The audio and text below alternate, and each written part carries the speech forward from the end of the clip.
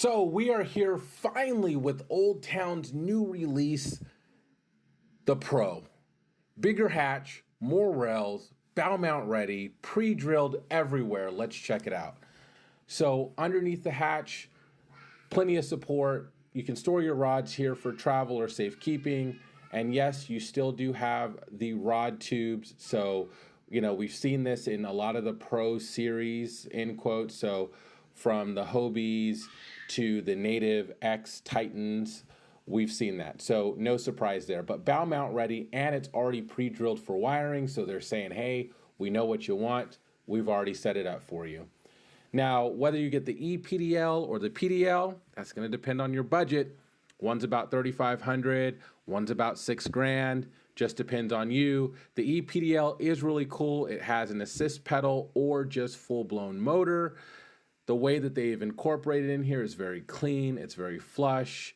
I like it. You'll probably like it. It's just going to come down to budget and, which one you think is going to give you the most bang for your buck. Rod tubes, plenty of room, both left and right side. You can fit 4 to 6 rods in there depending on how you stuff them in. You're still going to have your storage right in the drive, whether it's an ePDL or a PDL. And you're still going to have the easy lift assist that we're accustomed to. Or if you're not accustomed to, it just means this is super easy drive to lift up and put down. So nothing has really changed there. If it's not broke, no point in trying to fix it.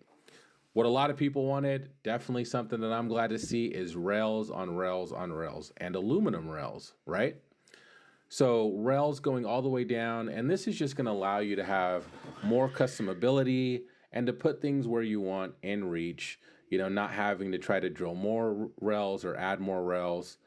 Pre-drilled already, cubby holes are still there, front-facing rod holder, and everything's just set up really kind of the way you want it. The seat's a little different. I think you sit a little higher. You can still adjust it both forward and aft. And you can probably fit like 3,700 tackle boxes under here. Just a lot of storage because like in the autopilot, you have your battery sitting right under the seat. But here, you just have a ton of space. So that's cool. Your steering hasn't really changed at all. Tried and true. And neither has your paddle holder. Still going to be on the left side. Still going to have the rubber safety clip there. You're probably not going to use that unless you're just launching or coming in. Again, just so much more rails in the back for lights, for cameras, for accessories, for tie downs, for straps, for whatever you want. Again, aluminum rails. Huge shout out to OldTown for that because it just comes in handy so much. Of course, you still have your accessibility to the rear. This makes it easier when you're wiring or if you want to adjust anything as far as your rudder goes or you're putting in those power poles, whether it's 1, whether it's 2, or a new Newport motor back there. So really easy to do, and it's already pre-drilled. Love that. Your battery box is in the rear. Like usual, great place to access underneath the hull or to store some batteries. And finally, they gave us the pre-drilled dual power pole setup instead of just one on one side and the other you have to figure out. So that's cool. Moving back up, yes, you do have, if you want to adjust, if you want to install anything, if you want to drill in, you can do it right there on that plate. And if you mess up, you can just order a new one. The rudder function is still the same. Again, another tried and true. No reason to change that. As far as your seat, super easy to lift up one-handed.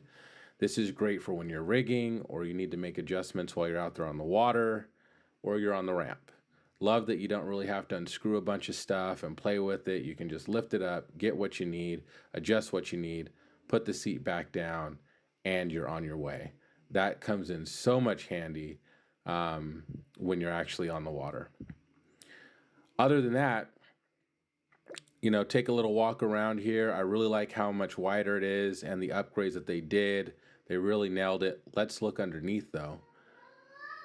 So still plenty of scupper holes. I've never had an issue with these draining water. They drain them pretty fast. Your transducer is still in the same spot. It's going to be protected right there underneath the hull, but still great stability, has kind of that tri-hull feel, which is what they're known for. So at the end of the day, guys, would you upgrade? Yes or no? How do you feel about these upgrades? And yes, like you, I can't wait to actually get one of these on the water, so stay tuned for that. Like and subscribe, hit that bell, but more importantly, guys, let me know, is this something that you wanted to see? Did OldTown knock it out of the park? Is there still some things they need to change about this? Would you make the switch maybe from one of their competitors over to OldTown? I'm really curious because I know there's a lot of hype behind this. I know I was waiting for it. I know other guys were waiting for it. And to be honest, this is still really, really cool. Definitely different from the autopilot. The autopilot is still in its own little league atmosphere over there. But as far as like a pedal drive, I think they hit it out of the park, 10 out of 10. But you guys let me know, and I'll see you on the next one.